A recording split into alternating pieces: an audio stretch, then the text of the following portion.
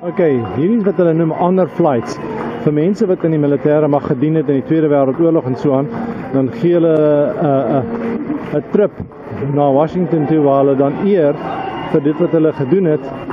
En hier is die mense wat nou aankom met hierdie honor flights. Party van hulle kom in reistoele, ander kom loop self en so aan. Maar dis 'n groot storie hierdie. Hoe hulle die mense eer vir wat hulle gedoen het. Daar voor sien jy oomie. Hier is een oomie.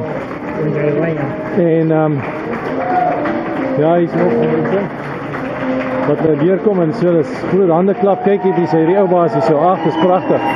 Hier kom ou baas wat hulle nou eer. Hy het sy diens gedoen. Dit is pragtig om dit te sien. Hier kom die oomies. Ag, te oulik. Daar sê en het is pragtig hoe hulle hierdie mense onthou vir hulle diens wat hulle gelewer het. En soos hulle nou weer afkom van die kom hulle nou af van die vlug af, sodat ek hier omstap en vir julle wys hoe hulle nou hier uitkom van die vlug af. Dit is nou waar hulle ontvang word en mense hande klap vir hulle en hulle met groot applaus ontvang. Hier kom nog ou baas, kom ons kyk wat hy gedoen. Koreaanse oorlog, daar sê.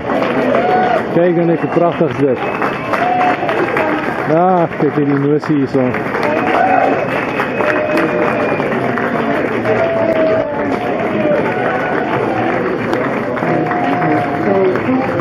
Koreaanse veterane hierdie. Ag, dit is pragtig. Kom nog gou baas, kom ek kyk op die so.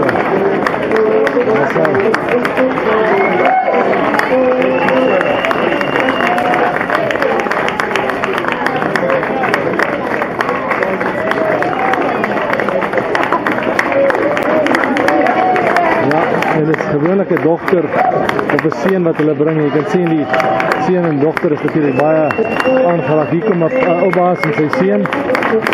Daar sê. Pragtig.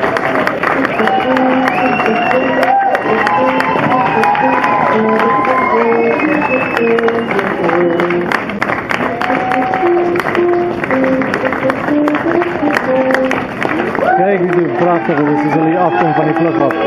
En natuurlijk, die mooie ding is om te sien hoe die kind van die wat geëer word, dit geniet.